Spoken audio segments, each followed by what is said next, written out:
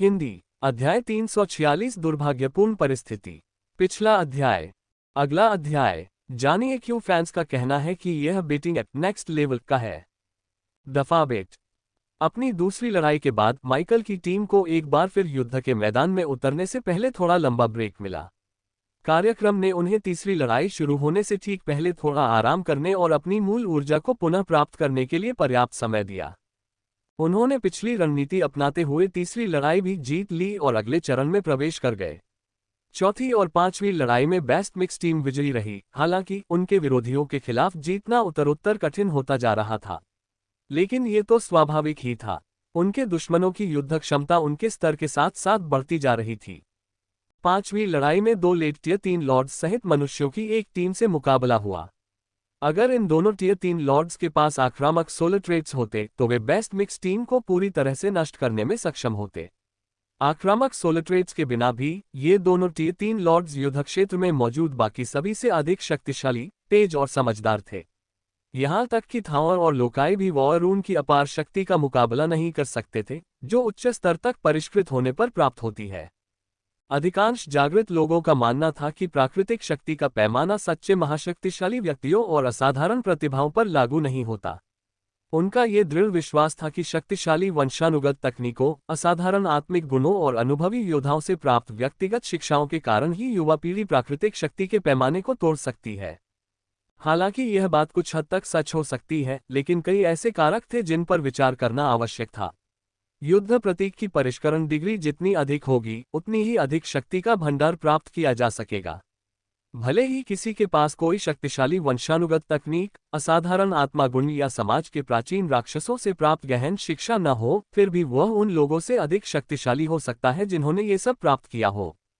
यदि कोई द्वितीय श्रेणी का वंशज, जिसने अपनी वंशानुगत तकनीक में उच्च स्तर की निपुणता प्राप्त कर ली हो, असाधारण आत्मविशेषता रखता हो और 1 दशक से अधिक समय तक प्रशिक्षित हो, शक्ति के एक भंडार से पानी की एक बूंद के बराबर शक्ति निकाल सके, तो वह शक्ति की बूंद निस्संदेह उच्च गुणवत्ता वाली, शुद्ध और अविश्वसनीय रूप से शक्तिशाली होगी। इसके अलावा शक्ति की इस एक बूंद से लैस वंशज के लिए तृतीय श्रेणी के शिखर पर बैठे उस व्यक्ति का सामना करना और भी कठिन हो जाएगा, जिसके पास समुद्र के आकार के बराबर शक्ति का भंडार हो। तीसरे स्तर का एक सामान्य जागृत प्राणी भी दूसरे स्तर के वंशज को हराने के लिए पर्याप्त शक्तिशाली होगा। ये युद्ध रून की शक्ति के पैमाने का स्वाभाविक नियम था, जिसे चाहकर भी अनदेखा नहीं किया जा सकता था। सौभाग्य से बेस्ट मिक्स टीम में बर्निंग फ्यूरी के साथ लोकाई मौजूद था। 2 शक्तिशाली लेट टियर 3 लॉर्ड्स का सामना करने से बर्निंग फ्यूरी की शक्ति में जबरदस्त वृद्धि हुई। इससे बेस्ट मिक्स टीम के 2 टियर 3 अवेकन ने लेट टियर 3 मनुष्यों को रोके रखा, जबकि थावर ने अकेले ही शेष 3 मानव विरोधियों का सामना किया। माइकल और कालेब ने युद्ध में 2 बर्सेरकर्स और वॉरलॉक सेंटोर की सहायता के लिए अपनी शक्तियों का उपयोग जारी रखा। उन्होंने ये सुनिश्चित किया कि तीसरे स्तर के अंतिम मानव लॉर्ड्स लोकाई और मेखास से दूर न जा सके। साथ ही उन्होंने अन्य 3 मानव लॉर्ड्स की गति धीमी करने के लिए विभिन्न तरीकों का इस्तेमाल किया। माइकल और कालेब ने अपने दुश्मनों की गति धीमी कर दी और फिर उनके भागने के रास्ते संकरे कर दिए, जिससे थाओवा को अपने आकार, शारीरिक शक्ति और शक्तियों का पूरा उपयोग करने के बेहतर अवसर मिले। पांचवी लड़ाई जीतना बेहद मुश्किल था, लेकिन बर्निंग फ्यूरी के प्रभाव ने उनकी टीम को ताकत के अंतर को इतना कम करने में मदद की कि वे 5 मनुष्यों को हराने में सफल रहे। पांचवी लड़ाई के बाद सभी थक चुके थे, लेकिन दर्शकों से मिली जोरदार तालियों ने उन्हें सारा दर्द और पीड़ा भुलाने में मदद की। पहले और दूसरे युद्ध में किसी ने जयकारे नहीं लगाए थे। मनुष्य, बर्सेरकर और वॉरलॉक सेंटोर को एक साथ लड़ते देख सब थोड़े अचंभित थे। बर्सेरकर और वॉरलॉक सेंटोर के लिए ये स्वीकार करना कठिन था कि बेस्ट मिक्स टीम के मनुष्य लोकाई, मेखास और थाओवा के युद्धों में हस्तक्षेप कर रहे थे, जिससे युद्धप्रिय जातियों द्वारा आमतौर पर सम्मानित प्राकृतिक संतुलन बिगड़ रहा था। लेकिन बेस्ट मिक्स टीम की तीसरी और चौथी लड़ाई देखने के बाद उनकी राय धीरे धीरे बदल गई। बेस्ट मिक्स टीम का मुकाबला उनसे कहीं ज्यादा ताकतवर विरोधियों से था। सभी बर्सेरकर्स और वॉरलॉक सेंटोर्स लोकाई, थाओवा और मेखास की ताकत को जानते थे। फिर भी उनकी शक्तियों को सबसे बेहतर जानने के बावजूद तीसरे और चौथे दौर में उनसे लड़ने वाली बर्सेरकर्स और वॉरलॉक सेंटोर्स की टीमें हार गईं, जबकि वे हमेशा से ही बेस्ट मिक्स टीम से ज्यादा ताकतवर थीं।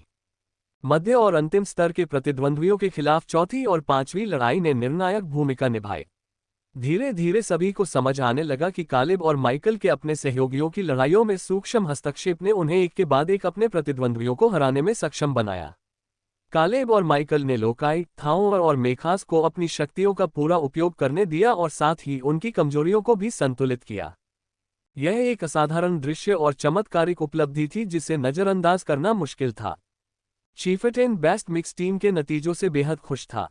उनकी ताकत के बावजूद वे शीर्ष 100 में जगह बनाने में कामयाब रहे, जबकि उनकी क्षमता शीर्ष 200 में जगह बनाने के लिए भी काफी नहीं थी। दुर्भाग्य से छठे दौर में उनका प्रतिद्वंदी उनसे पहले के प्रतिद्वंद्वियों से बिल्कुल अलग स्तर का था। हमें उनसे लड़ना क्यों पड़ेगा? इसका कोई मतलब नहीं बनता। क्या लड़ाई का नतीजा साफ नहीं है? कालेब ने बाकी लोगों से शिकायत की। माइकल ने केवल एक व्यंग्यात्मक मुस्कान के साथ जवाब दिया। उसे लगा कि ब्लेजिंग सन टीम के खिलाफ मुकाबला होना उनके लिए काफी दुर्भाग्यपूर्ण था। ब्लेजिंग सन टीम में तीसरे स्तर के शिखर पर 4 सदस्य और दूसरे स्तर के शिखर पर 1 सदस्य थे। लुडविग पल, जो द्वितीय स्तर के सर्वोच्च लॉर्ड थे, माइकल उनसे कुछ हद तक परिचित थे। उनके पास वॉर फ्लैग सोलट्रेट था, जो सीमा के भीतर सभी सहयोगियों के मनोबल, ऊर्जा प्रवाह और सोलट्रेट शक्ति को बढ़ाता था। दुर्भाग्य से सबसे बुरी बात यह थी कि अधिक ऊर्जा का उपयोग करके वॉर फ्लैग सोलट्रेट को ओवरक्लॉक किया जा सकता था। वॉर फ्लैग को जितना अधिक ओवरक्लॉक किया जाता था, उसका प्रभाव क्षेत्र उतना ही कम होता जाता था, लेकिन ये सीमा के भीतर सभी सहयोगियों के सोलट्रेट की शक्ति को लगभग 50% तक बढ़ा सकता था। ये सपोर्ट टाइप सोलट्रेट विशेष रूप से उन 4 पीक टियर 3 छात्रों के लिए बेहद मूल्यवान था, जिनके पास 5 स्टार और 6 स्टार सोलट्रेट थे। उनकी नेता मारिया वांग नाम की एक महिला थी। उनके पास अग्नि तत्व का 6 स्टार सोलट्रेट था। उनकी दाहिनी हाथ भी एक महिला थी, सेरा कानी, जिनके पास पवन तत्व का 5 स्टार सोलट्रेट था, और उनकी बाईं हाथ एक युवक एशरीन हार थे, जिनके पास 6 स्टार सोलट्रेट था, जो लियोफार्म के रेज ऑफ द प्राइमल के समान था। एकमात्र अंतर यह था कि उनका सोलट्रेट दुश्मनों को चिढ़ाने के साथ साथ उनकी रक्षा क्षमताओं को भी बढ़ाता था। अंत में ब्लेजिंग सन टीम की चौथी पीक टियर 3 सदस्य ज़ेल्डा नॉर्मन है। उनके पास एक सोलट्रेट है जो युद्ध के मैदान पर एक भयावह गुंबद प्रकट करती है। ये गुंबद लक्षित व्यक्तियों के सोलट्रेट्स को कमजोर कर देता है। सितारों का अंतर जितना अधिक होगा, कमजोर करने वाला प्रभाव उतना ही अधिक होगा, जिसके परिणामस्वरूप 3 स्टार सोलट्रेट्स में 50% से अधिक की गिरावट आएगी। इन सभी सोलट्रेट्स के सटीक संयोजन ने उन्हें एक बड़ा लाभ प्रदान किया, साथ ही ये तथ्य भी कि ब्लेजिंग सन टीम बेस्ट मिक्स टीम से कई साल बड़ी थी। उनके पास मजबूत होने, अपने वॉर रून के परिष्करण स्तर को बढ़ाने और अपनी व्यक्तिगत इनहेरिटेंस तकनीकों के उच्च स्तर तक पहुंचने के लिए कई वर्षों का समय था। मुझे लगता है कि आपको इस पर एक नज़र डालनी चाहिए। तो क्या हुआ? अगर तुम यही सोच रहे हो, कालेब, तो हम बिल्कुल हार नहीं मानेंगे। थाओआ ने सामान्य से अधिक उग्र स्वर में घोषणा की। इस समय तक थाओआ ने कालेब को पूरी तरह से स्वीकार कर लिया था। वह उसे तुम या हे कहने के बजाय नाम से पुकारने लगा था। ये तो जाहिर है, लेकिन फिर भी मैं शिकायत करना चाहता हूँ, ठीक है? कालेब ने मन ही मन धीरे से बड़बड़ाया। हम जीतेंगे, लोकाई गुर्राया, जिससे माइकल के चेहरे पर एक व्यंग्यात्मक मुस्कान आ गई। यही तो जज्बा है। लोकाई धीमी सोच वाली और कुछ हद तक मंदबुद्धि थी, लेकिन उसमें युद्ध की प्रबल भावना थी और वह कभी हार नहीं मानती थी। उसकी युद्ध क्षमता और युद्ध की सहज प्रवृत्ति ने उसकी कमियों को पूरा किया। अगले प्रतिद्वंद्वियों के बारे में मिली जानकारी याद आने पर माइकल गहरी सोच में डूब गया। शक्तिशाली सोलट्रेट्स और बेहतरीन टीम संरचना वाले पीक टियर 3 लॉर्ड्स की टीम से लड़ना काफी निराशाजनक था, लेकिन ये रोमांचक भी था। माइकल के पूरे शरीर में उत्साह की लहर दौड़ गई, क्योंकि उसके दिमाग में विचारों की हलचल लगातार जारी थी। उसके मन में कुछ विचार आए, लेकिन वह उनमें से किसी को भी अंतिम रूप नहीं दे सका क्योंकि रेफरी ने उन्हें मुकाबले के अखाड़े में बुला लिया। ब्लेजिंग सन टीम के अखाड़े में प्रवेश करते ही माइकल ने उन्हें घूरते हुए अपने निचले होंठ को काट लिया, फिर उसने कालेब को लोकाई के बगल में खींच लिया। मुझे लगता है कि हम कुछ कोशिश कर सकते हैं, माइकल ने धीरे से कहा, जिससे उसके दिमाग में चल रहे विचारों में से एक का पता चला। माइकल द्वारा अपनी योजना का ब्यौरा समाप्त करने के बाद कालेब के चेहरे पर गहरी भौहें तन गईं। लेकिन मैं समर्थक नहीं हूं, मैं एक बहादुर योद्धा हूं, लोकाई ने गुस्से से भरी आवाज में कहा। उसने माइकल को घूरकर देखा और उसके करीब आकर अपनी विशालता का फायदा उठाते हुए उस युवा इंसान से काफी लंबी दिखने लगी। हालांकि माइकल पीछे नहीं हटा। उसने गहरी सांस ली और अपना हाथ उठाया। जैसे ही मेरी योजना पूरी हो जाएगी तुम लड़ सकते हो, माइकल ने जवाब दिया, और लोकाई के उसके करीब एक और कदम बढ़ाने पर भी वह बिल्कुल नहीं हिला। माइकल का सुझाव सुनने के बाद मेखाज ने कहा, मुझे उसकी योजना पसंद आई। ये बिल्कुल वैसी ही है जैसी उसने कही थी। तुम लोगों का काम खत्म होने के बाद लड़ाई में शामिल हो जाना। अगर सब ठीक रहा तो हमारे जीतने का मौका हो सकता है। थाओआ भी सहमत हो गया। उसने सिर हिलाया और उसकी आंखों में उत्साह की एक झलक दिखाई दी। लोकाई ने जोर से गाली दी लेकिन अंत में उसने सिर हिलाकर सहमति जताई। माइकल और कालेब ने एक दूसरे को देखा, वे अपने चेहरे के भावों को नियंत्रित नहीं कर पा रहे थे। उनके चेहरों पर जीवंत मुस्कान आ गई। चलो इन सबको मार डालते हैं, कालेब ने घोषणा की और तभी उसके होठों से एक हल्की सी हंसी निकल गई। माइकल ने हल्के से हंसते हुए कालेब के कंधे पर थपथपाया। मारना शायद कुछ ज्यादा ही हो जाएगा। चलो इन्हें जिंदा ही जमा देते हैं। आखिर किसने बेस्ट मिक्स को ब्लेजिंग सन टीम के साथ एक ही मुकाबले में उतार दिया? क्या और भी टीमें काफी नहीं हैं? एलिस ने पूछा। उसे समझ नहीं आ रहा था कि शेड्यूल इतना गड़बड़ कैसे हो सकता है। बैटल एक्सचेंज का उद्देश्य समान शक्ति स्तर वाले जागृत योद्धाओं को तब तक एक दूसरे के विरुद्ध खड़ा करना था जब तक कि समान शक्ति स्तर वाले शत्रु शेष न रह जाएं। इस प्रकार विभिन्न शक्ति स्तरों के सबसे शक्तिशाली जागृत योद्धा अपने अपने अनुशासनों के अंतिम कुछ दौरों में एक दूसरे से लड़ेंगे। बेस्ट मिक्स टीम का निर्धारित औसत शक्ति स्तर लेट टियर 2 था। टीम स्पर्धा के शीर्ष 100 में ये सबसे निचले शक्ति स्तरों में से एक था। इसके विपरीत ब्लेजिंग सन टीम का शक्ति स्तर लेट और तीसरे टियर के शिखर के बीच था। ब्लेजिंग सन टीम को माइकल और अन्य टीमों के साथ मुकाबले में उतारने का कोई चांस नहीं था, कम से कम अभी तो नहीं। लगता है इन्होंने बहुत ज्यादा ध्यान आकर्षित कर लिया है। संतों ने जरूर दखल दिया होगा, युद्ध पुजारिन ने बरसेरकर सरदार के बगल में प्रकट होते हुए टिप्पणी की। अब तक युद्ध पुजारिन ने कुछ नहीं कहा था। हालांकि उनका ध्यान बेस्ट मिक्स टीम की ओर आकर्षित हुआ। उन्हें तब एहसास हुआ कि उन्होंने एलिस की शिकायत का जवाब तब दिया जब बहुत देर हो चुकी थी। बूढ़े लोग, खैर यही तो उम्मीद थी। उन्हें इस मिश्रित टीम को मिल रही अटेंशन पसंद नहीं है, बरसेरकर सरदार ने कहा, और होठों के कोने ऊपर उठते हुए उसने आगे कहा, लेकिन अब बहुत देर हो चुकी है। सरदार ने संतुष्ट मुस्कान के साथ दर्शक दीर्घा की ओर देखा, जहां दर्जनों बरसेरकर्स और वॉरलॉक सेंटोस बेस्ट मिक्स टीम की ओर इशारा कर रहे थे। वे टीम के अनुशासन और थाओआ, लोकाई और मेखास की अपार शक्ति के बारे में बातें कर रहे थे, जो वे अपने साथ मौजूद 2 मनुष्यों के साथ मिलकर प्रकट कर सकते थे। संत, आपका मतलब उन पुराने जादूगरों से है जो बहुत पहले सेवानिवृत्त हो चुके हैं, है ना? एलिस ने बरसेरकर सरदार से पूछा। उसे अपने सवाल का जवाब पहले से ही पता था, लेकिन दिलचस्पी जताते हुए एलिस ने बरसेरकर सरदार को उससे और बात करने के लिए राजी कर लिया। हम सेवानिवृत्त जादूगरों को संत कहते हैं। जी हाँ, वे हमारी परंपराओं को अपने जीवन से भी अधिक महत्व देते हैं क्योंकि उन्होंने पिछले 1000 वर्षों में उनकी रक्षा के लिए मृत्यु का सामना किया है। इसी वजह से नई परंपराएं बनाना या पुरानी परंपराओं में बदलाव करना कठिन हो जाता है, उन्होंने बताया, जिस पर युद्ध पुजारिन ने कहा। लेकिन ऐसा लगता है कि इस समूह ने मेरे लोगों के भीतर एक नई चिंगारी जगा दी है। टीम अनुशासन के बाद कुछ लोग मनुष्यों को एक नए नजरिए से देखेंगे। सरदार ने सिर हिलाकर सहमति जताई। ये बहुत अच्छा होगा। शायद हम एक दूसरे की मदद कर सकें। एलिस इस अवसर का लाभ उठाने ही वाली थी कि उसे कुछ महसूस हुआ। अचानक उसके पूरे शरीर पर रोंगटे खड़े हो गए और उसकी आंखें हैरानी से चौड़ी हो गईं। एलिस का ध्यान रिंग की ओर गया जहां बेस्ट मिक्स टीम और ब्लेजिंग सन टीम के बीच लड़ाई अभी शुरू ही हुई थी। उसका पूरा ध्यान कालेब पर था और उसके बगल में खड़े माइकल और लोकाई पर भी। माइकल के बगल में कालेब ने पौराणिक बर्फ की छड़ी को दोनों हाथों से कसकर पकड़ रखा था। माइकल की आंखें बंद थीं। इसी बीच लोकाई ने अपना हाथ कालेब की चौड़ी पीठ पर रखा और अपनी 3/4 से अधिक ऊर्जा का उपयोग करते हुए बर्निंग फ्यूरी को ओवरक्लॉक कर दिया, और इसका प्रयोग केवल कालेब पर ही किया, किसी और पर नहीं। बर्निंग फ्यूरी का प्रभाव तुरंत सक्रिय हो गया, जिससे कालेब की ताकत, फुर्ती और सबसे महत्वपूर्ण, उसकी समझ में जबरदस्त वृद्धि हुई। सोल्ट्रिएट का उत्परिवर्तन भी पूरी तरह से प्रकट हो गया। बर्निंग फ्यूरी ने तुरंत ही पीक टियर 3 के चारों लॉर्ड्स को दुश्मन घोषित कर दिया, जिससे कालेब की ताकत, फुर्ती और समझ में और भी अधिक वृद्धि हुई। अपनी शक्ति में वृद्धि के बाद कालेब अपने आसपास की हर चीज को सूक्ष्मतम रूप से देख सकता था। वह अपने शत्रुओं में होने वाले परिवर्तनों को आसानी से समझ सकता था, क्योंकि युद्ध क्षेत्र के दूसरी ओर एक विशाल युद्ध ध्वज प्रकट हुआ था। युद्ध ध्वज हवा में ऊंचाई पर मंडरा रहा था, जिससे लक्षित व्यक्तियों की शक्ति बढ़ रही थी। इसी दौरान कालेब अपने आसपास के वातावरण में होने वाले परिवर्तनों को आसानी से महसूस कर सकता था क्योंकि एक गहरा, अर्धपारदर्शी गुंबद युद्ध के मैदान के चारों ओर फैल रहा था, जिसके केंद्र में ज़ेल्डा नॉर्मन मौजूद थी।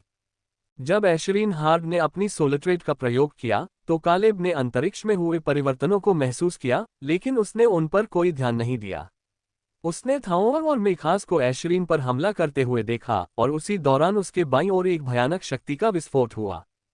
माइकल ने अपनी पौराणिक अंगूठी में संचित संवर्धन शक्ति का उपयोग किया। उसने पौराणिक बर्फ की छड़ी को पहले से भी अधिक मजबूती से पकड़ा और संचित संवर्धन शक्ति का एक साथ प्रयोग करते हुए कालेब की पौराणिक बर्फ की छड़ी को संवर्धन की 8 परतों से समृद्ध कर दिया। अगर एनहेंसमेंट को माइकल से असंबंधित वस्तुओं पर लागू किया जाता, तो उसका प्रभाव काफी कमजोर हो जाता। साथ ही उसकी ऊर्जा खपत भी बहुत अधिक होती। हालांकि माइकल ने इस कमजोर प्रभाव और अत्यधिक ऊर्जा खपत पर कोई ध्यान नहीं दिया, क्योंकि एनहेंसमेंट की 8 परतों ने पौराणिक बर्फ की छड़ी को एक घने सफेद आवरण से ढक दिया था। पल पल में ही पौराणिक बर्फ की छड़ी का प्रभाव तेजी से बढ़ने लगा। कालेब ने पौराणिक बर्फ की छड़ी के माध्यम से फ्रोजन नोवा की शक्ति का उपयोग करते ही इस बात को तुरंत महसूस कर लिया। फ्रोजन नोवा का उपयोग करने पर उसकी ऊर्जा खपत में भारी कमी आई। फ्रोजन नोवा का उपयोग और नियंत्रण अचानक बहुत आसान हो गया और फ्रोजन नोवा द्वारा बनाई गई वस्तुएं पहले से भी अधिक मजबूत हो गईं। एक पल में लड़ाई शुरू हुई और अगले ही पल कालेब ने अपने शरीर में संचित सारी ऊर्जा का उपयोग करके फ्रोजन नोवा को सक्रिय कर दिया। समय धीमा हो गया, पूरे भूमिगत कोलोसियम का तापमान एक ही बार में 0 से नीचे गिर गया और ज़ेल्डा नॉर्मन का भयावह काला गुंबद फटने लगा। बर्फ की लंबी सफेद दरारें मकड़ी के जाले की तरह गुंबद पर फैलने लगीं। लड़ाई का मैदान जम गया और उसमें दरार पड़ गई। तभी जमीन से बर्फ के विशालकाय खंभे निकल आए। बर्फ के खंभों ने लड़ाई के मैदान को 2 हिस्सों में बांट दिया, जिससे मारिया वांग और सेरा कानी अपनी टीम के बाकी सदस्यों से अलग हो गईं। एशरीन हार्ड, ज़ेल्डा नॉर्मन और लुडविग पल एक दूसरे से अलग हो गए, साथ ही जमीन से बर्फ की कई मोटी दीवारें फूट पड़ीं।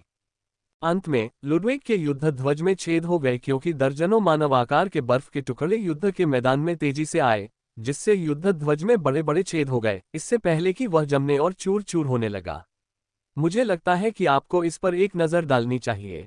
लड़ाई अभी शुरू ही हुई थी, लेकिन युद्ध क्षेत्र पहले से बिल्कुल अलग दिख रहा था। कालेब ने ब्लेजिंग सन टीम को तितर बितर कर दिया और उसने ज़ेल्डा के उदास गुंबद और लुडविग के युद्ध ध्वज दोनों को नष्ट कर दिया। कालेब ने अपनी पूरी शक्ति का प्रदर्शन करने के बाद जमीन पर गिर पड़ा। इसी बीच लोकाई एक कदम पीछे हटी, अपने हाथ जोड़े और घुटने मोड़ लिए। उसने माइकल की ओर देखा, जो उसकी ओर तेजी से बढ़ रहा था। उसने हल्के से उसकी हथेलियों पर छलांग लगाए और दूसरी छलांग में अपनी पूरी ताकत का इस्तेमाल करते हुए अपने पैरों से उसके हाथों को छुड़ाकर खुद को हवा में काफी ऊपर उछाल दिया। उसी समय माइकल के दूसरी बार कूदने पर लोकाई ने अपने पैर सीधे कर लिए। उसके हाथ माइकल की किक के साथ ऊपर की ओर बढ़े, जिससे माइकल को और भी अधिक गति मिली। माइकल युद्ध के मैदान में उड़ता हुआ नीचे मौजूद बर्फ के खंभों और बर्फ की दीवारों से बचता रहा। लोकाई ने माइकल को फेंकते ही अपनी बची हुई ऊर्जा का इस्तेमाल करते हुए बर्निंग फ्यूरी का एक अतिप्रबलित संस्करण बाकी सभी को दे दिया। हालांकि यह संस्करण कालेब को दिए गए पिछले संस्करण से काफी कमजोर था, लेकिन बर्निंग फ्यूरी अपने सामान्य रूप में अधिक शक्तिशाली था। इसके बाद लोकाई ने ज़ेल्डा नॉर्मन की ओर धावा बोला, जो एक नया अंधकार में गुंबद बनाने की कोशिश कर रही थी। लोकाई का ज़ेल्डा नॉर्मन से सामना होने पर बर्निंग फ्यूरी का उत्परिवर्तन प्रभाव पूरी तरह से सामने आया। ऐसा ही तब देखा जा सकता था जब थाओ और मेखाज एशरीन की ओर बढ़े और अपने भीतर व्याप्त अपार शक्ति को उजागर किया। माइकल भी कुछ अलग नहीं था। उसने अपने चारों ओर की ठंडी हवा का इस्तेमाल करते हुए 100 से अधिक हिमखंड प्रकट किए, क्योंकि गुरुत्वाकर्षण बल उसे वापस जमीन पर खींच रहा था। लुडविग पल पर हिमखंड गिरने के ठीक बाद माइकल जमीन पर बुरी तरह से गिर पड़ा। जमीन पर गिरते समय अपने शरीर पर एनहेंसमेंट का इस्तेमाल करते हुए माइकल को कोई चोट नहीं आई, जबकि वह जमी हुई कठोर जमीन पर बुरी तरह से गिरा था। उसने ऊपर देखा और एक सफेद चमक में बदल गया और तेजी से आगे बढ़ गया। उसके हाथों में वाइवटूथ भाला प्रकट हुआ, जबकि स्पिरिट आर्मर सेट ने उसके पूरे शरीर को ढक लिया, जिससे उसकी शक्ति और भी बढ़ गई। एक्सट्रैक्शन की शक्ति के धागों ने वाइवटूथ के ब्लेड को घेर लिया, साथ ही एनहेंसमेंट की सफेद आभा और रीइंफोर्स्ड स्वॉर्ड क्यूई की चांदी जैसी ऊर्जा भी उसमें समाई हुई थी। पूरी ताकत से लबरेज माइकल ने लुडविग का डटकर सामना किया। उसने अपनी सोल ट्रेट्स और कृत्रिम रूप से अपनी ताकत बढ़ाने के साधनों का इस्तेमाल करते हुए तेजी से आगे बढ़ते हुए लुडविग के शरीर पर कई घाव किए, जिससे एक्सट्रैक्शन के धागे उसके दुश्मन के बचाव को भेद कर उसके शरीर में प्रवेश कर गए। माइकल ने धीरे धीरे लुडविग की मूल ऊर्जा को सोख लिया, जिसका उपयोग उसने ऊर्जा सोखने की प्रक्रिया को और तेज करने के लिए किया। साथ ही माइकल ने ग्लेसिकल्स, चीज स्वॉर्ड्स, स्पिरिट विप और वाइवेंटूथ स्पीयर का उपयोग करके लुडविग को कमजोर किया और उसे और अधिक चोटें पहुंचाईं, जिससे धीरे धीरे लेकिन लगातार उसे पराजित किया। माइकल को ये पता नहीं था कि उसके पास कितना समय बचा है, इसलिए उसने अपनी गति बढ़ाने और लुडविग को जल्दी हराने का फैसला किया। चूंकि लुडविग दूसरों की मदद करने पर ध्यान केंद्रित कर रहा था, इसलिए उसकी युद्ध क्षमता शक्तिशाली परिवारों के अधिकांश वंशजों जितनी असाधारण नहीं थी। फिर भी वह दूसरे स्तर के शिखर पर था और एक शक्तिशाली परिवार का वंशज था। उसे कम नहीं आंका जा सकता था। सौभाग्य से माइकल बर्निंग फ्यूरी के प्रभाव का उपयोग करके अंततः लुडविग को हराने में सफल रहा। हालांकि जैसे ही उसने पीछे मुड़कर देखा, दृश्य ने उसे बुरी तरह चौंका दिया। मुड़ने से पहले ही उसे अपनी पीठ पर तेज गर्मी महसूस हो रही थी, लेकिन उसने ये उम्मीद नहीं की थी कि उसका सामना एक विशाल अग्नि आग से होगा जो पूरे अखाड़े में तबाही मचा रही थी। तापमान में अचानक गिरावट के बाद तापमान में अचानक हुई वृद्धि के कारण अखाड़ा फट गया। माइकल की पैनी नजरें उस समय सिकुड़ गईं जब उसने देखा कि पीक टियर 3 लॉर्ड्स मारिया वांग और सेरा कानी अपनी सोलिट्रेट्स की शक्तियों को मिलाकर एक विशाल अग्निकांड उत्पन्न कर रही हैं। वे अग्निकांड को सटीक रूप से नियंत्रित कर सकती थीं, जिससे बर्फ के खंभे और दीवारें तेजी से पिघल रही थीं। लेकिन शक्ति के इस अद्भुत प्रदर्शन के बावजूद बर्फ की दीवारों और खंभों को पिघलाने में अग्निकांड को कई सेकंड लग गए। हालांकि माइकल ने अपनी योजना बनाते समय यही उम्मीद की थी। बर्फ की दीवारें और बर्फ के खंभे दो पौराणिक कलाकृतियों, एक साथ स्टार सोलिट्रेट और दो ओवरक्लॉक्ड सोलिट्रेट के संयुक्त प्रयास का परिणाम थे। माइकल की निगाहें युद्ध क्षेत्र पर तेजी से घूमी। उसने देखा कि एशरीन मेखाज और थाओवर से हार गया था, लेकिन साथ ही उसने ये भी देखा कि बरसेरकर और वॉरलॉक सेंटोर बुरी तरह कमजोर हो गए थे। उनकी दयनीय हालत को देखते हुए भयंकर आग ने उन्हें काबू में कर लिया और रेफरी को बीच में आना पड़ा। ये जानते हुए उसने मेखाज और थाओवा को युद्ध क्षेत्र से बाहर खींच लिया, ठीक वैसे ही जैसे उसने कालेब के साथ किया था जब युवा जेनोविया जमीन पर गिर पड़ा था। लोकाई ने जेल्डा नॉर्मन को अखाड़े से बाहर खींच लिया। बरसेरकर हारना नहीं चाहती थी, लेकिन उसे बहुत देर बाद एहसास हुआ कि जेल्डा नॉर्मन इतनी ताकतवर थी कि उसे हराना नामुमकिन था, क्योंकि उसने अपनी पूरी ऊर्जा बर्निंग फ्यूरी को कई बार ओवरक्लॉक करने में लगा दी थी। एक पीक टियर 3 लॉर्ड को हराना आसान नहीं था, फिर भी लोकाई ने अपने वजन और ताकत का फायदा उठाते हुए जेल्डा को पकड़कर खुद को और उसे युद्ध के मैदान से बाहर फेंक दिया, जिससे दोनों अयोग्य घोषित हो गए। जेल्डा लोकाई की पकड़ से जूझ रही थी, लेकिन बरसेरकर ने उस पर काबू पा लिया और खुद को लगी गंभीर चोटों को सहते हुए जेल्डा को अखाड़े से बाहर खींच लिया। इस बीच कालेब की हालत बाकी सबसे भी बदतर थी। उसकी आंखों, कानों और नाक से खून बह रहा था। उसकी आंखों का सिर्फ सफेद हिस्सा ही दिखाई दे रहा था। एलिस पहले ही कालेब के पास युद्ध के अखाड़े के बाहर पहुंच चुकी थी और वैद्यों के साथ मिलकर उसकी देखभाल कर रही थी। इसके बाद रिंग में केवल माइकल, मारिया वांग और सेरा कानी ही बचे थे। दुर्भाग्यवश बर्निंग फ्यूरी का प्रभाव समाप्त हो गया। फिर भीषण आग ने माइकल को अपनी चपेट में ले लिया, जिससे वह और उसके बाल दोनों जल गए। बाल्दी, क्या मैं बेहोश हो गया था? माइकल ने भारी पलकें धीरे धीरे खोलते हुए बुदबुदाया। उसने अंडरग्राउंड कोलोसियम की छत की ओर देखा और अपने चेहरे पर एक व्यंग्यात्मक मुस्कान ला दी। उसे आखिरी बात जो याद थी वह थी अपने आसपास की ऑक्सीजन को सोखकर भयंकर आग को बुझाने के लिए एक्सट्रैक्शन का इस्तेमाल करने की कोशिश। दुर्भाग्य से उसने दो पीक टियर 3 लॉर्ड्स की शक्ति को बुरी तरह कम आंका था और आग की झुलसा देने वाली लपटें उस तक पहुंचने से पहले ही उसकी सारी ऊर्जा लगभग तुरंत खत्म हो गई थी। इसके तुरंत बाद वह बेहोश हो गया। ऐसा नहीं लगता कि ज्यादा समय बीता है। क्या मैं कुछ सेकंड के लिए बेहोश हो गया था? माइकल ने जमीन से उठते हुए सोचा। एलिस अभी भी कालेब की देखभाल कर रही थी, लेकिन वह हर कुछ सेकंड में उसकी तरफ देखती रहती थी। माइकल को जमीन से उठते देख उसने राहत की सांस ली और फिर अपना पूरा ध्यान अपने छोटे भाई पर केंद्रित कर दिया।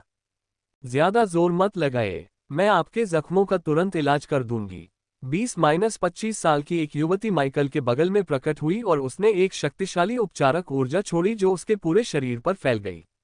माइकल ने पहली बार अपने शरीर पर नजर डाली तो पाया कि उसके ज्यादातर कपड़े उसकी त्वचा के साथ जल चुके थे।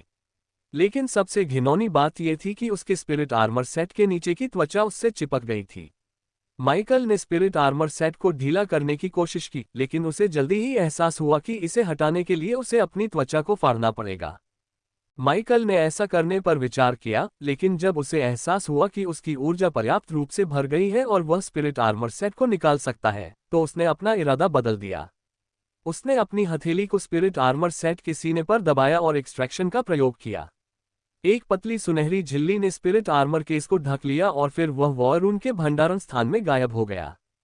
युवा वैद्य को यह देखकर थोड़ी हैरानी हुई कि माइकल ने कितनी आसानी से अपनी पिघली हुई त्वचा से कवच को अलग कर दिया, लेकिन उसने राहत की सांस ली कि उसने किसी क्रूर व्यक्ति की तरह आत्मा कवच को अपने शरीर से फाड़कर नहीं निकाला। इससे उसका काम काफी आसान हो गया। चलते समय माइकल ने अपने पूरे शरीर में फैल रहे दर्द को नजरअंदाज कर दिया। उसने ढीली पैंट और आरामदायक कमीज पहनी और साथ ही उसकी नजरें अंडरग्राउंड कोलोसियम पर घूमती रहीं। उनकी लड़ाई खत्म हुए 1 मिनट भी पूरा नहीं हुआ होगा, क्योंकि बाकी रिंगों में मुकाबले अभी खत्म नहीं हुए थे, लेकिन कुछ बदल गया था। बाकी रिंगों का माहौल बिगड़ गया था और कोई भी अपने मुकाबले पर ध्यान नहीं दे रहा था। सबका ध्यान बेस्ट मिक्स टीम और ब्लेजिंग सन टीम पर टिका हुआ था। माइकल और उनकी टीम भले ही हार गई हो, लेकिन उनकी ओर देखने वाली निगाहों में उपहास या ऊब का भाव नहीं था। इसके विपरीत उन पर पड़ने वाली निगाहें उत्साह, जिज्ञासा और गंभीरता से भरी थीं। ऐसा लग रहा था मानो हर कोई बेस्ट मिक्स टीम से मुकाबला करना चाहता हो, भले ही वे अभी अभी हारे हों। भूमिगत कोलोसियम में सन्नाटा पसरा हुआ था। केवल उपस्थित वैद्य की छिटपुट टिप्पणियां ही कोलोसियम में गूंज रही थीं। हालांकि उनसे भी अन्य लोग दोबारा बात करने के लिए प्रेरित नहीं हुए। लगता है हमने आपकी टीम को कमा का। ये सोचना गलत था कि द्वितीय स्तर के 3 जागृत सदस्यों वाली टीम हमारी टीम के 3 सदस्यों को हराने के लिए काफी मजबूत थी। आप लोगों ने हमारी रणनीति का शानदार ढंग से मुकाबला किया, धधकते लाल बालों वाली एक युवती ने माइकल और कालिब के पास आते हुए चुप्पी तोड़ते हुए कहा। वह महिला मारिया वांग थी, जो ब्लेजिंग सन टीम की नेता और वान परिवार की उत्तराधिकारी थी।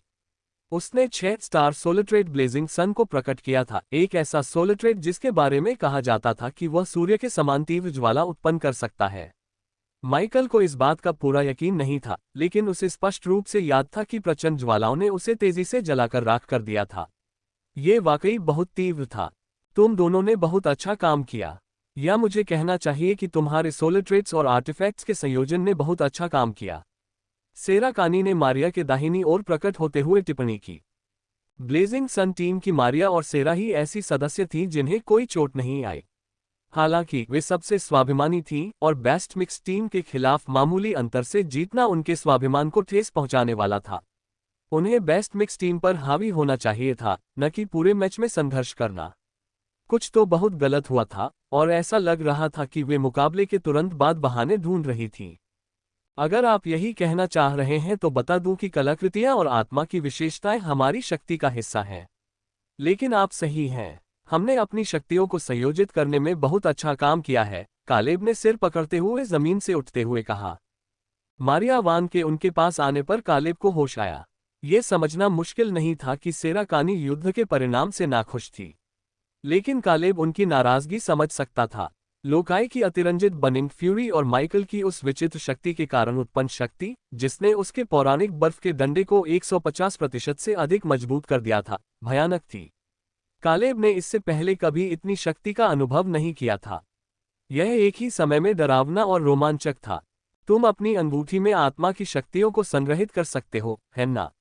मारिया वांग ने लाल ड्रैगन के प्रतीक चिन्ह वाली गहरे लाल रंग की अंगूठी की ओर इशारा करते हुए माइकल से पूछा।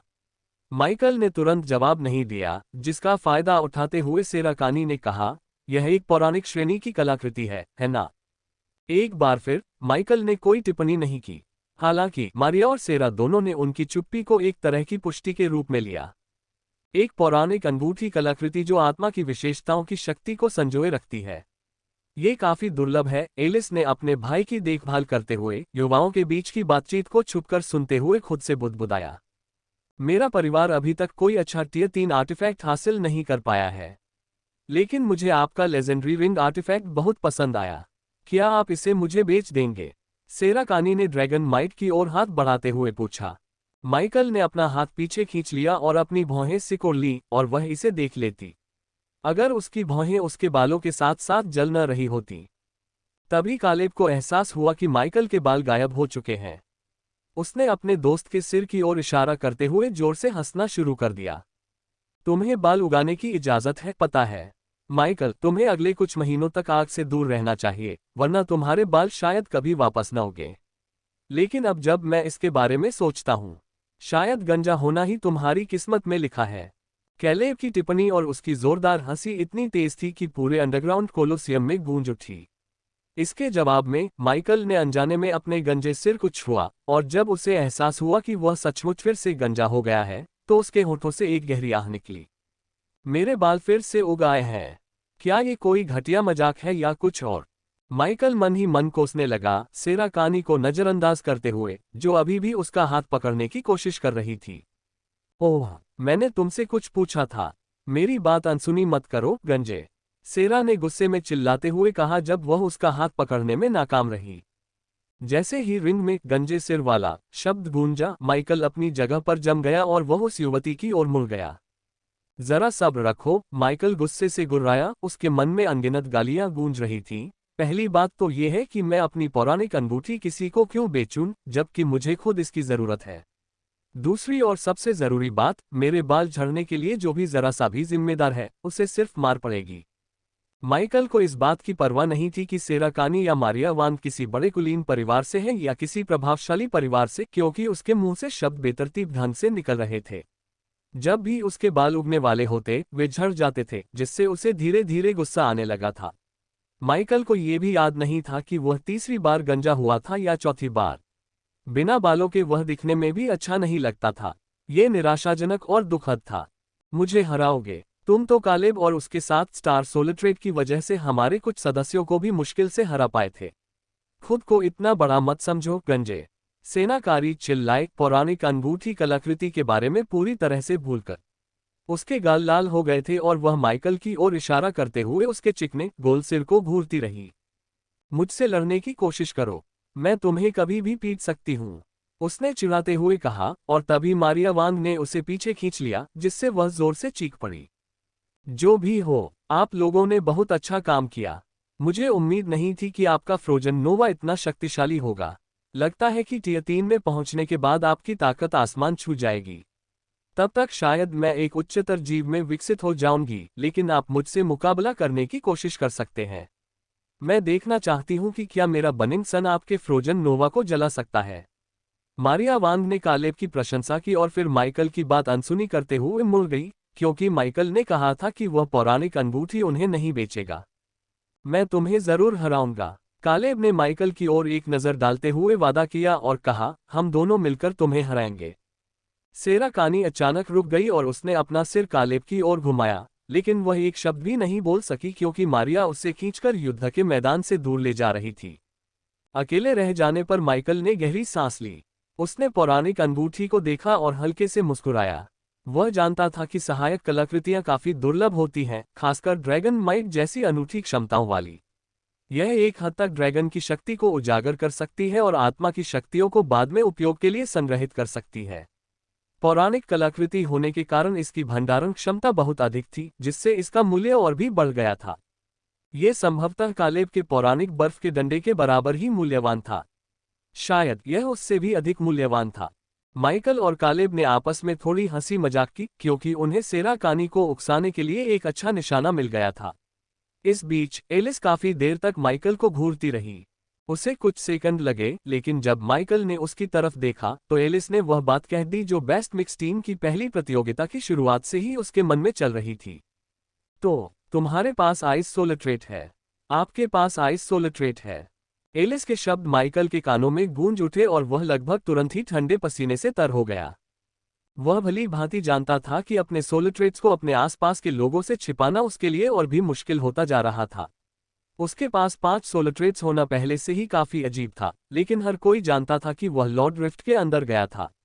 इस प्रकार वो वहां से एक सोलिट्रेट सिंबल प्राप्त कर सकता था। यदि उसका योगदान बहुत अधिक होता तो माइकल लॉर्ड रिफ्ट से 2 सोलिट्रेट सिंबल प्राप्त कर सकता था। हालांकि माइकल भी बाकी सब की तरह जानता था कि इसकी संभावना बेहद कम थी। वह एलिस जेनोविया से झूठ बोलना नहीं चाहता था, लेकिन उसे एक्सट्रैक्शन के बारे में उसे बताने में भी सहज महसूस नहीं हो रहा था। ऐसा नहीं था कि उसे एलिस या कालेब पर भरोसा नहीं था, बल्कि यह एक सच्चाई थी कि वे जेनोविया परिवार के सदस्य थे, एक श्रेष्ठ परिवार जो उनके जीवन को नियंत्रित करता था। एलिस और कालेब के जन्म से ही उन्हें जेनोविया परिवार के भावी शक्ति स्तंभों के रूप में पाला पोसा गया था। उन्हें जेनोविया परिवार के हित में काम करने, हर दिन प्रशिक्षण लेने और अपने परिवार के व्यवसाय और प्रभाव को बढ़ाने के लिए हर संभव प्रयास करने के लिए तैयार किया गया था, चाहे वह विवाह के माध्यम से हो या अन्य तरीकों से। माइकल को अभी यह पक्का पता नहीं था कि वरिष्ठ पीढ़ी का एलिस और कालेब पर कितना नियंत्रण था। हालांकि वह ये समझ गया था कि कालेब को उनसे मिलने से पहले ही दबा दिया गया था। कालेब की सगाई उसके जागृत होने से पहले ही हो चुकी थी। भले ही उसकी सगाई टूट गई हो, लेकिन ये सच था कि कालेब के परिवार ने उसके बालिग होने से बहुत पहले ही उसके लिए एक मंगेतर ढूंढ ली थी। माइकल को नहीं पता था कि एक्सट्रैक्शन की शक्ति के बारे में बताने के बाद क्या होगा। उसे कई फायदे मिल सकते थे, जैसे कि प्रभाव, धन और ज्ञान के मामले में एलिस और कालेब का पूरा समर्थन, लेकिन यह उल्टा भी पड़ सकता था। परिवार के मुखिया जैसे वरिष्ठ लोग उसे अगवा करके कैद कर सकते थे ताकि माइकल की शक्ति के बारे में किसी और को पता न चले। ये स्पष्ट था कि कोई भी माइकल जैसी शक्ति को साझा नहीं करना चाहेगा और उसे अपने पास रखना चाहेगा। सभी परिवार उसकी शक्ति पर एकाधिकार रखना चाहेंगे, इसलिए परिवार उसे अपने साथ बांधे रखने या ये सुनिश्चित करने के लिए हर संभव प्रयास करेंगे कि कोई और उसे हासिल न कर सके। इनमें से कोई भी विकल्प अच्छा नहीं लग रहा था, इसलिए माइकल ने अभी तक केवल वनकल्पित बोनो को ही अपनी शक्तियों के बारे में बताया था। वनकल्पित बोनो की जनजाति उनके तार्किक तंत्र से बहुत दूर थी। जनजाति के जागृत सदस्य भी उत्पत्ति विस्तार में स्थित मानव क्षेत्रों से बहुत दूर थे। माइकल द्वारा अपनी शक्ति प्रकट करने के बाद उनके लिए इसका लाभ उठाने की संभावना लगभग न के बराबर थी। यह इस तथ्य से सुनिश्चित था कि उसने एमराल्ड लीफ एडवेंचरर टीम के साथ वफादारी के संबंध बनाए थे और अब तक वह हजारों वन कल्पित बोनों का स्वामी बन चुका था। वन एल्फ जनजाति की एक भी गलत चाल से वह वन एल्फ साहसी और सम्मन को मार सकता है, जो कि वन एल्फ जनजाति के लिए सबसे बुरी बात होगी क्योंकि वे अपने पूर्वजों को अधिकांश जातियों से अधिक महत्व देते हैं। ऐसा नहीं था कि माइकल को एलिस और कालेब से ज्यादा वन कल्पित बोनों पर भरोसा था, बल्कि वन कल्पित बोनों के आसपास की परिस्थितियां माइकल के पक्ष में थीं। सबसे बुरी स्थिति में Michael emerald leaf adventurer team को मारकर वन कल्पित बोनों की जनजाति से सारे संबंध तोड़ सकता था, लेकिन जेनोविया परिवार के बारे में ऐसा नहीं कहा जा सकता था। मुझे ये लॉर्ड रिफ्ट में मिला, माइकल ने सबसे महत्वपूर्ण जानकारियों को छिपाते हुए सच्चाई से खुलासा किया।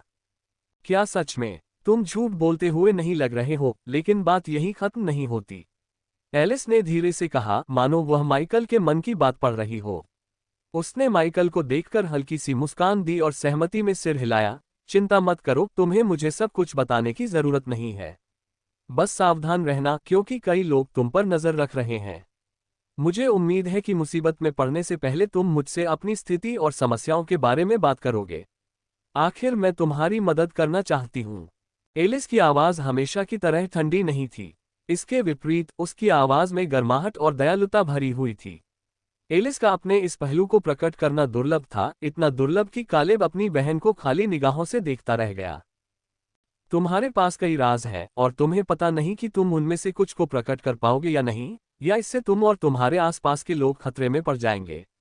अगर कभी तुम्हारे राज इतने भारी हो जाए कि उन्हें छुपाना मुश्किल हो जाए, तो किसी भरोसेमंद व्यक्ति से बात करो। आखिरकार कुछ राज जितने लंबे समय तक छुपाए रहते हैं, उतने ही भारी होते जाते हैं। लेकिन ज्यादा चिंता मत करो, एलिस ने कुछ हद तक अपनी बात दोहराते हुए कहा। माइकल ने सिर हिलाया, उसका सिर और नीचे झुक गया।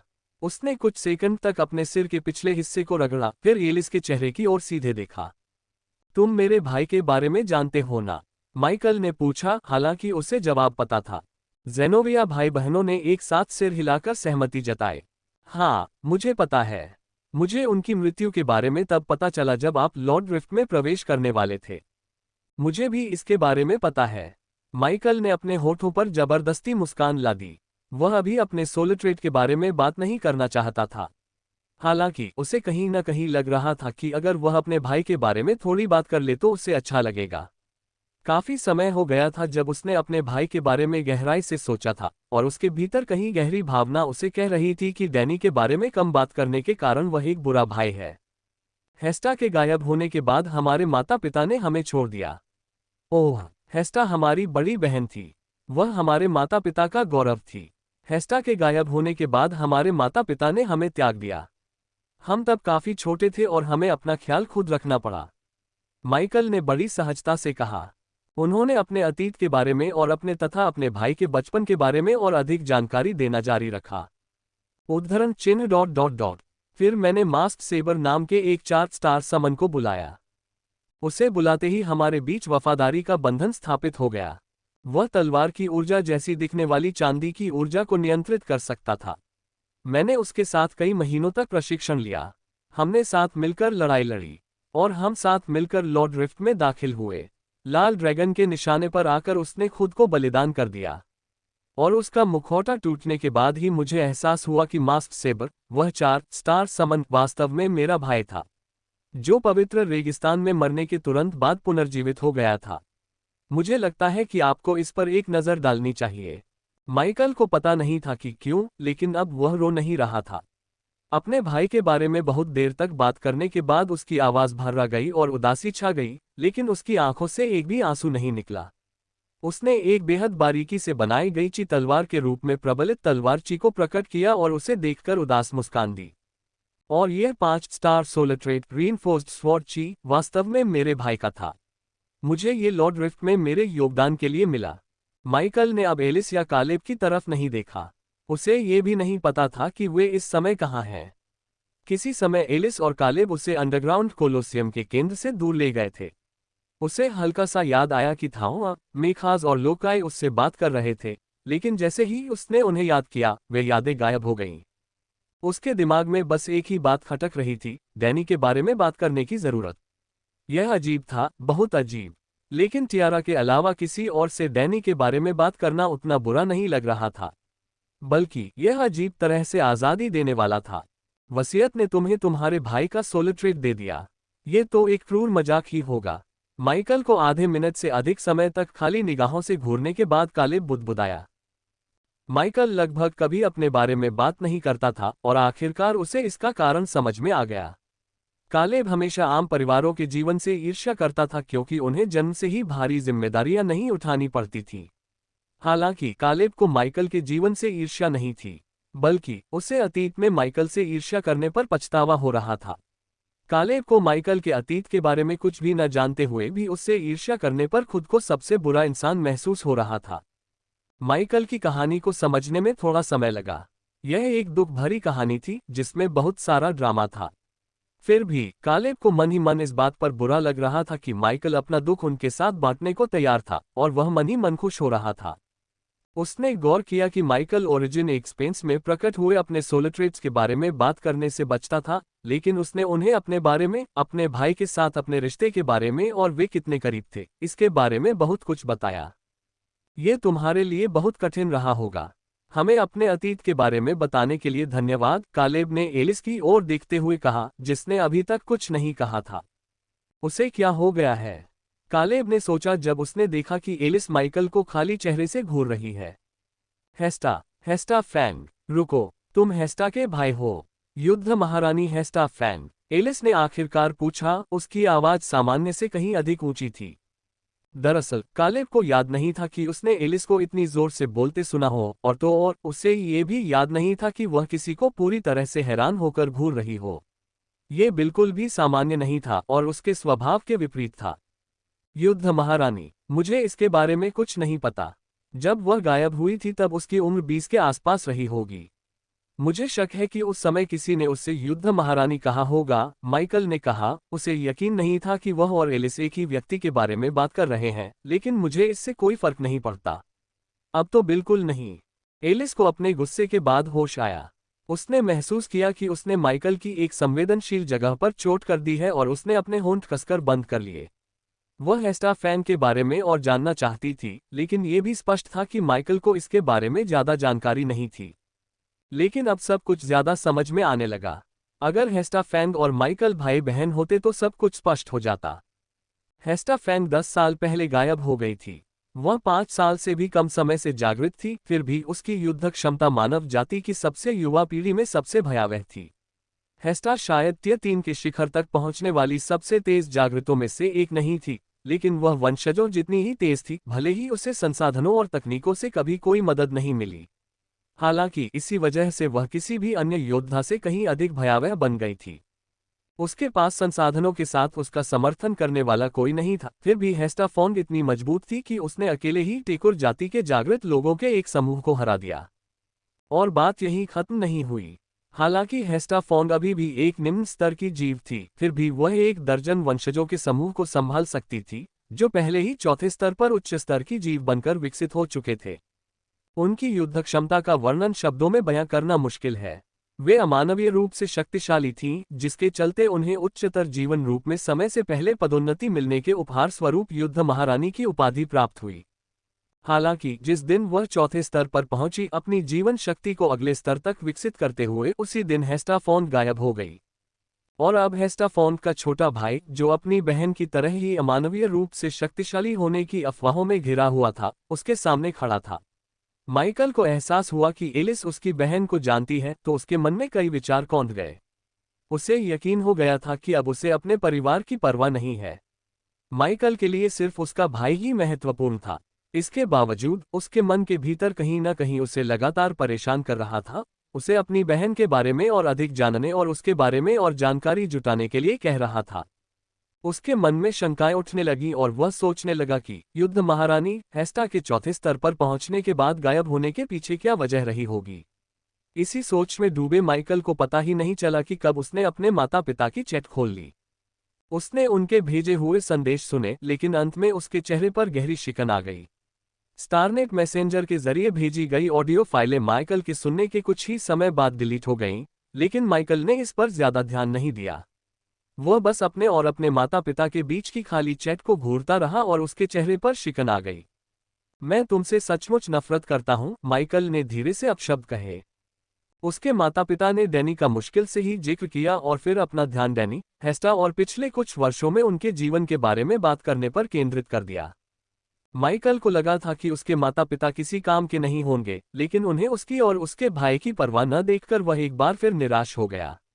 डैनी की मौत हो गई, फिर भी ऑडियो फाइलों में उनकी आवाज में जरा भी उदासी नहीं थी। माइकल को अपने पिता की आवाज में थोड़ी जिज्ञासा और उत्साह भी सुनाई दिया, लेकिन उसे पूरी उम्मीद थी कि उसका भ्रम टूट जाए। मैं उनसे निराश क्यों हूं? क्या इसका मतलब यह है कि मुझे अब भी उनसे उम्मीदें हैं? क्या मैं यह उम्मीद कर रही हूं कि वे लौटेंगे, डैनी को मौत के मुंह से वापस लाएंगे और हम फिर से एक खुशहाल परिवार बन जाएंगे? ये सब बकवास है। माइकल अपने मन में उमड़ रहे विचारों से खुद से नफरत कर रहा था। वह अवचेतन रूप से जानता था कि वह चाहता है कि सब कुछ पहले जैसा हो जाए, और अगर उसके माता पिता डैनी को वापस ला सके तो वह उन्हें छोड़ने के लिए उन्हें माफ कर देगा। लेकिन ये सिर्फ एक ख्वाब था।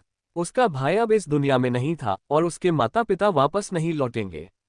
अगर वे वापस आ भी गए तो भी वे डैनी को वापस नहीं ला पाएंगे। माइकल को इस बात का एहसास भी नहीं था कि वह अभी भी ज़ेनोबिया भाई बहनों के साथ एलिस के दफ्तर में है। वे चुपचाप उसके चेहरे के लगातार बदलते भावों को देखते रहे, और यहाँ तक कि उसके माता पिता की ऑडियो फाइलें भी सुन सकते थे, क्योंकि माइकल ने अकेले ऑडियो फाइलें सुनने के लिए हेडफोन का इस्तेमाल नहीं किया था। एलिस और कालेब ने कुछ देर तक एक दूसरे को देखा, उनके चेहरों पर जटिल भाव साफ झलक रहे थे। फिर उनका ध्यान माइकल की ओर गया, जिसने अपनी बहन के बारे में जानकारी खोजने के लिए क्रिस्टल घड़ी का रिसर्च इंजन खोला। युद्ध की महारानी हेस्टा, कोई जानकारी नहीं। उसने झुंझलाहट में अपने होंठ दबाते हुए बुदबुदाया। उसके परिवार से जुड़ी हर बात इतनी मुश्किल क्यों थी? उसे अपनी बहन के बारे में एक भी जानकारी नहीं मिल पा रही थी, जबकि एलिस कहती थी कि वह विलक्षण प्रतिभाओं में भी विलक्षण थी। माइकल ने एलिस की ओर देखा, जो कुछ कहना चाहती थी। लेकिन इससे पहले कि वह कुछ कह पाती, माइकल ने बार्थोलोम्यू नेटवर्क खोल लिया था। उसकी डायमंड मेंबरशिप ने उसे ऐसी जानकारी खोजने की अनुमति दी थी जो केवल चौथे स्तर के जागृत सदस्यों के लिए ही उपलब्ध थी। उसके हाथ होलोग्राफिक कीबोर्ड पर तेजी से चलने लगे और वह अपनी बहन का नाम खोजने लगा। अरे, यहाँ तो 3 फाइलें हैं, माइकल ने अचानक कहा। उसे कुछ भी मिलने की उम्मीद नहीं थी। उसने पहली फाइल पर टैप किया, लेकिन वह अस्वीकृत हो गई। होलोग्राफिक स्क्रीन पर एक लाल रंग का नोटिफिकेशन दिखाई दिया। प्रवेश अस्वीकृत, उच्च अधिकारी से संपर्क करें। माइकल ने भौहें चढ़ाईं और एलिस की ओर देखा, जिसने उसे शोध जारी रखते हुए देखकर अपना मुंह बंद कर लिया था। क्या सरकार ने उसकी जानकारी मिटा दी या यह उच्च कुलीनों, श्रेष्ठ परिवारों और महान कुलों का काम था? या कोई और कारण है? क्योंकि यह बात समझ से परे है कि अगर मेरी बहन उतनी ही शक्तिशाली थी जितनी आपने बताई है, तो मुझे उसके बारे में कोई जानकारी क्यों नहीं मिल रही है? माइकल ने कहा, उसे समझ नहीं आ रहा था कि वह गुस्से में है, निराश है या बस बेबस है। इतने लंबे समय तक अपनी बहन और माता पिता के बारे में दबे विचारों के बाद भी उसे खुद यह नहीं पता था कि वह अपनी बहन के बारे में शोध क्यों कर रहा है। क्या हेस्टा के बारे में पता चलने से कुछ बदल जाएगा? अगर वह शक्तिशाली और खास थी तो क्या फर्क पड़ता है? असल में ऐसा कुछ नहीं है। तुम्हारी बहन के बारे में खबरें हमेशा दबाई गई हैं। कई परिवार उसके बारे में जानने को उत्सुक थे और जानकारी इकट्ठा करने लगे, लेकिन उन्हें लगभग कुछ भी नहीं मिला। केवल निजी चैनल और सूचना एजेंसियां ही उसके बारे में जानकारी जुटाने में कामयाब रहीं। फिर भी कुछ जानकारी गुम हो गई। हमेशा यही माना जाता था कि हेस्टा का संबंध एक विश्व स्तरीय हैकर से था जो सबसे सुरक्षित सुरक्षा प्रणाली को भी भेद कर उसके बारे में सारी जानकारी मिटा सकता था। लेकिन इसकी कभी पुष्टि नहीं हुई, एलिस ने खुलासा किया, जिससे उसे थोड़ी झुंझलाहट हुई। जब उसने चौथे स्तर पर टेकुर के समूह और उनके कई वंशजों को हराया, तो लोगों की दिलचस्पी उसमें बढ़ गई। हालांकि युद्ध महारानी के गायब होते ही ये दिलचस्पी जल्द ही खत्म हो गई। 20 और 30 वर्ष की आयु के कुछ वंशज शायद अभी भी उसके बारे में जानते हों, क्योंकि उनमें से कुछ अतीत में उससे मिले थे, लेकिन अधिकांश परिवार उसे भूल चुके होंगे। आखिरकार लगभग एक दशक पहले गायब होने के बाद वो कभी दोबारा सामने नहीं आए। माइकल ने जानकारी को समझने की कोशिश करते हुए धीरे धीरे अपना सिर हिलाया। जानकारी मिटाना? क्या यह मेरे माता पिता के साथ हुई बातचीत जैसा नहीं है? ऑडियो फाइलों को समझने और सुनने के तुरंत बाद सब कुछ मिटा दिया जाता है। माइकल की निगाहें बार्थोलोम्यू नेटवर्क में संग्रहीत 3 फाइलों पर वापस टिक गईं। वह जानता था कि अधिक जानकारी प्राप्त किए बिना उसे चैन नहीं मिलेगा। माइकल को इस समय अपनी जिज्ञासा से पहले से कहीं अधिक घृणा हो रही थी। क्या तुम्हें पता है कि वह बूढ़ा आदमी कहाँ है? माइकल ने एलिस से पूछा। बूढ़ा आदमी? क्राफ्ट विटन, क्या आप जानते हैं कि वह कहाँ है? ओह, बार्थोलोम्यू कॉर्पोरेशन के एक महत्वपूर्ण ग्राहक के साथ कुछ समस्याएं थीं। कोलर कोल्बेनशाइन परिवार के क्षेत्र में कुछ हुआ था या ऐसा ही कुछ, एलिस ने उत्तर दिया। स्पष्ट रूप से बार्थोलोम्यू कॉर्पोरेशन के व्यवसाय में उसकी कोई दिलचस्पी नहीं थी। हालांकि माइकल को कुछ अजीब लगा। यहां तक कि कालेब ने भी पारिवारिक नाम सुनकर भौहें चढ़ा लीं। क्या तुम्हारा मतलब कोल्बेनहाइम परिवार से है? कालेब ने पूछा और एलिस ने सिर हिलाकर सहमति दी। मुझे लगता है यही बात थी, लेकिन मुझे पूरी तरह यकीन नहीं है। मैं बरसेरकर चिफिटेन पर ध्यान केंद्रित कर रही थी जब क्राफ्ट ने मुझे बताया कि वह कुछ समय के लिए व्यस्त रहेगा, उसने कहा, जिससे माइकल और कालेब दोनों ने हैरानी से एक दूसरे को देखा। मुझे लगता है कि आपको इस पर एक नज़र डालनी चाहिए। क्या तुम्हारा मतलब है कि फ्रेडरिक के परिवार के साथ कुछ हुआ है? माइकल ने फ्रेडरिक कोल्बेनहाइम के साथ चैट खोलकर संदेश लिखने के दौरान पूछा। माइकल फैंग, अरे मैंने सुना है कि कुछ हुआ है। क्या आप और आपका परिवार ठीक है? जैकलिन से बात करने से पहले उसने फ्रेडरिक को एक संदेश भेजा, इस उम्मीद में कि उसे जल्द से जल्द जवाब मिल जाएगा। माइकल फैंग, फ्रेडरिक के परिवार का क्या हुआ? माइकल अपनी बहन से जुड़ी फाइलों के बारे में भूल गया और सामने चैट को घूरते हुए गहरी भौहें चढ़ा ली। फ्रेडरिक भले ही उसका सबसे अच्छा दोस्त न हो, लेकिन समय के साथ माइकल को उसकी दृढ़ता पसंद आने लगी थी। पिछले कुछ महीनों में बर्बर जोड़े के व्यक्तित्व में भी काफी सुधार आया था। फ्रेडरिक और जैकलिन अब पहले से कहीं ज्यादा मिलनसार हो गए थे, खासकर इसलिए क्योंकि दोनों ही मजबूत बनने के लिए पूरी कोशिश कर रहे थे। उन्हें एहसास हुआ कि दुनिया उनके इर्द गिर्द नहीं घूमती और हर कोई ताकतवर बनने के लिए कड़ी मेहनत करता है। इसलिए उन्होंने भी ऐसा ही किया, अपनी ताकत बढ़ाने, अपने ज्ञान को गहरा करने और अपने क्षेत्र का विस्तार करने के लिए दिन रात मेहनत की ताकि वे और भी शक्तिशाली बन सकें।